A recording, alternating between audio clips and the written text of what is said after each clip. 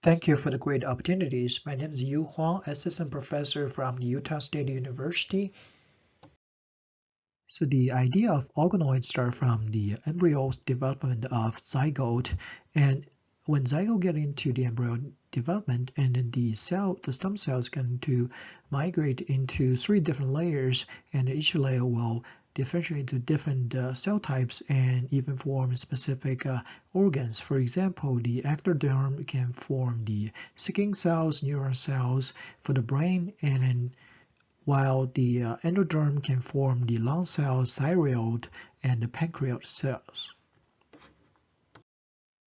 In early 2000, people find out if you block or inhibit certain germ layers, the other germ layers can be activated, and then you can shape a differentiation into specific pathways. For example, you can use activin A to activate the mesoderm, and using the BMP4 to inhibit the endoderm and only allow the mesoderm to differentiate. Eventually, you will end up with kidney organoids, which is basically the cell aggregation has a typical and microanatomic structure of the kidney. Brain organoids is perhaps the most fascinating organoids. Lancaster developed this method in 2013 using the Matrigel embedding to develop cerebral organoids, which is perhaps the most widely accepted method making the brain organoids. So basically, you start with the embryonic stem cells or iPS cells and use low nutrient medium and to aggregate the cells into embryo bodies, or you can say EB. So this EB has ectoderm developed while other germ layers being inhibited, and then you induce into neural ectoderm, and which is later embedded in matrigel for a growth, and eventually grow into the cerebral tissues. Cerebral organoids offer a lot of advantages by recapitulating some key microanatomic structures. For example, you can see a lot of lumen structures and multiple neuronal layers, very similar to the ventricle structure in the human brain. This is something other in vitro systems cannot replicate.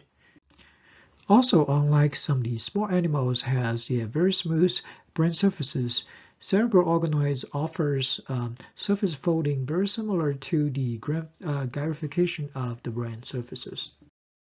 Because these unique advantages, cerebral organoids has offered a lot of opportunities to encompass applications from disease modeling to compound screening. For example, cerebral organoids has been widely used to model microcephaly-like degenerations induced by Zika virus infections. With this model, you can clearly see the collapse of lumen structures and shrinking of ventricle zones.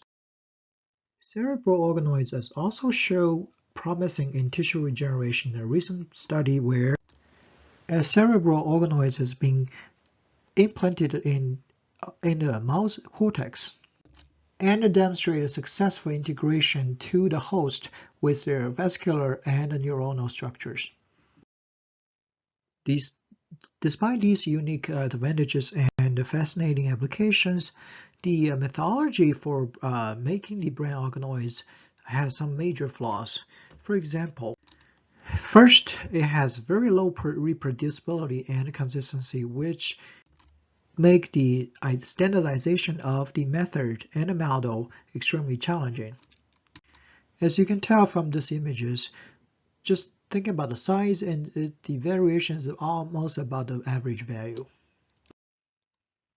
This is partially because the EB formation process in this method is very random cell aggregation.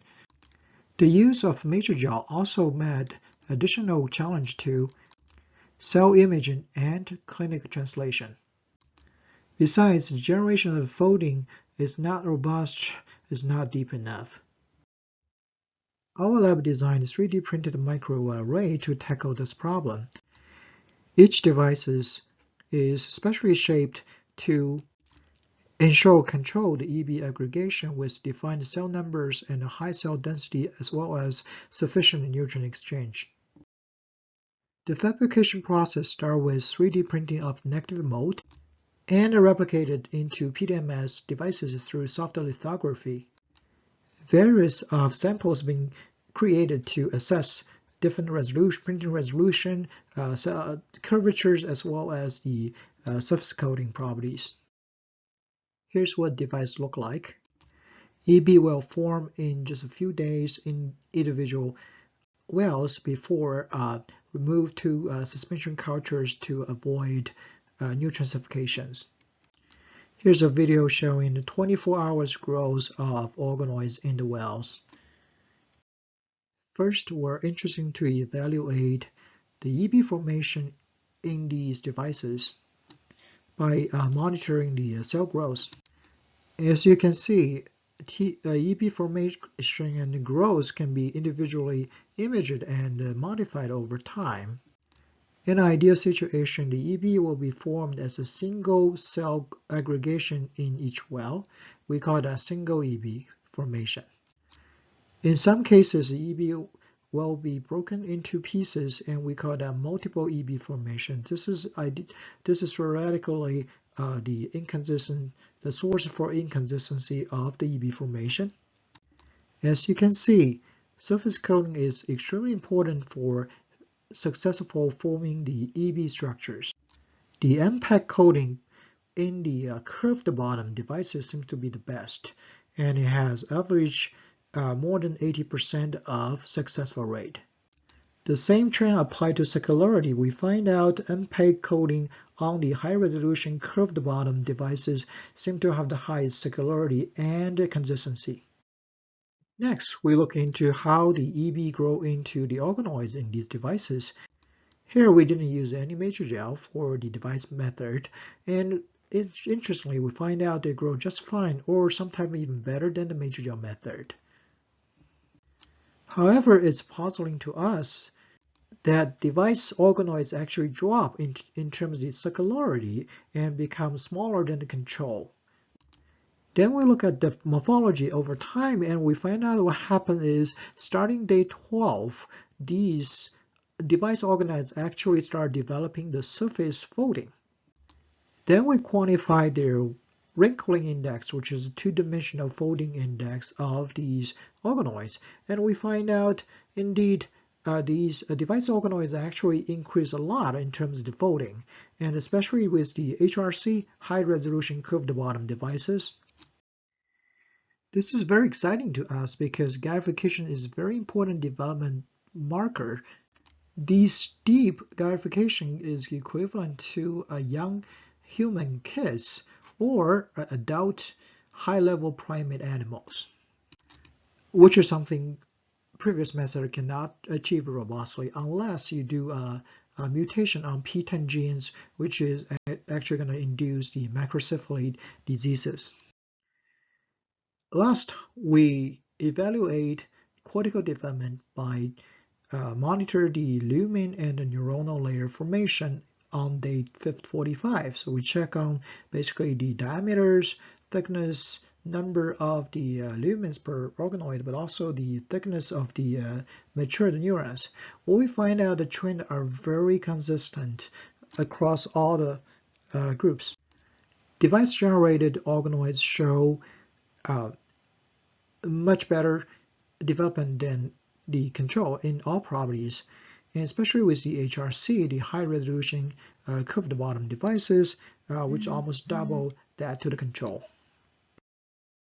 Okay, to summarize, we use microwell platform and to replace Matrigel embedding method, and which creates more consistent or even better development organoids, right? And then very excitingly, we find out this method can generate a robustly deep folding, very similar to the deep gyrification. And in the future, we would like to find out about mechanism and the folding impact to the electrophysiology or other brain functions. I'd like to thank the heroes behind this project.